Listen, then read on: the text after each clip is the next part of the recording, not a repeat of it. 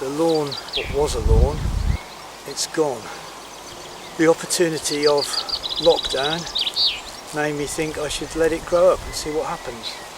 This area had a noxious weed called field woodrush, very difficult weed in lawns. It's a coarse rush spreading across.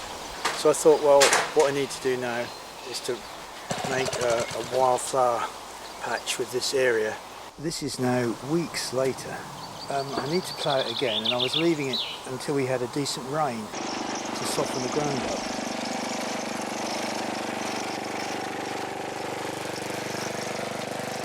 It's a lot better than it was when I did it the first time several weeks ago. I want to get the clods out, but I don't want to take too much soil with them. So this kind of rake I think was the right tool for this job rather than a garden rake or a landscaping rake, because I could spring out the turf and leave the soil behind. Now for picking it up I'm using a flat tine fork. It's got flat tines, that makes it much easier to get underneath the piles and get them onto the barrow. So I'm doing everything I can to make it as easy as possible for me, but I'm still dismayed at the amount of work it is. So now I'm going to plough it again, having the tines going in reverse while the machine is going forward, which will dig into the ground.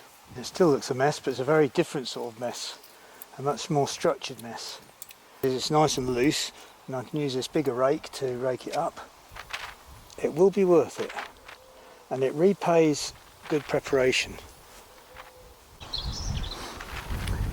Now it's early October. I'm just breaking up the top layer with a rake, and then I'm going to put lime on it.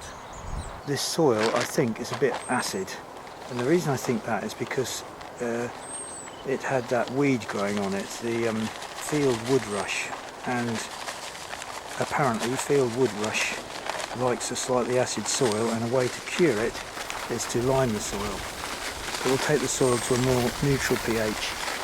It's not too breezy and the soil's slightly damp, so it's quite a good time to do it.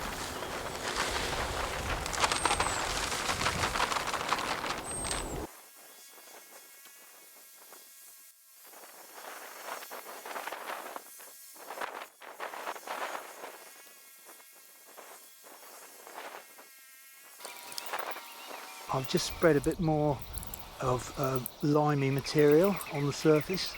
I'm just going over it once more with a cultivator. Then I'm going to rake the weeds off and sow some seed, I hope. I don't have a whole lot of seed. I have this wildflower seed dual purpose mix. So it's meant to be annuals and perennials. I've got the oxeye daisy seeds, lots of them, that I collected last year, and then I've got some fine sand that helps you spread it more evenly. So finally it's sown, and at last my wildflower meadow is showing some results. At this end I put in these oxeye daisies and the foxgloves, and there's some sunflower, but the rest of it has come from seed. So what we've got most of is this with the white flowers, and then we've got a few cornflowers, blue cornflower, corn cockle, not yet in flower. And this meadow has a bit of staying power. The white flowers that dominated earlier have now been taken over by the yellow corn marigolds, and there's quite a lot of blue cornflowers peeping up. And these are the corn cockles coming out. I really like the way these grasses have come just by chance. Well, I'm very pleased with this wildflower patch. It was worth the effort. It's given me several weeks of pleasure. Yeah, it was worth the effort. The wildflower meadow that has looked so good throughout the summer is now looking a bit tired, but it's been a pleasure for many months. A nice sunny day, But the wildflower meadow is looking very, very tired. I think the time has come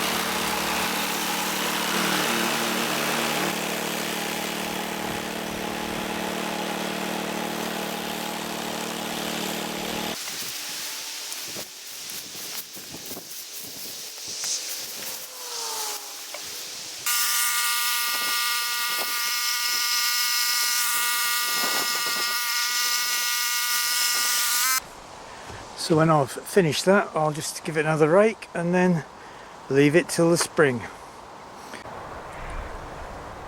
It certainly is a fabulous day. A couple of weeks ago I started going over this again with the cultivator to break up the ground. You can see on the left the bit that I haven't ploughed, and there's quite a lot of seedlings coming through. And in a couple of weeks I will again put some fresh seed on the part that I've cultivated, raking it first of course. But I think you've seen one whole cycle of the process.